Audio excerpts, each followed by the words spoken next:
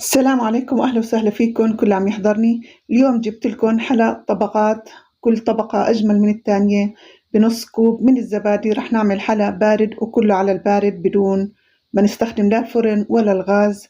إن شاء الله رح تحبوه. وأنا اليوم عملته بأكواب فردية، ممكن تعملوه بطبق كبير، هذا الشي بيرجع لكم. خلينا نشوف الفيديو للنهاية ونشوف طريقة العمل والمقادير، وكالعادة المقادير رح تلاقوها مكتوبة على الفيديو وتحت بصندوق الوصف.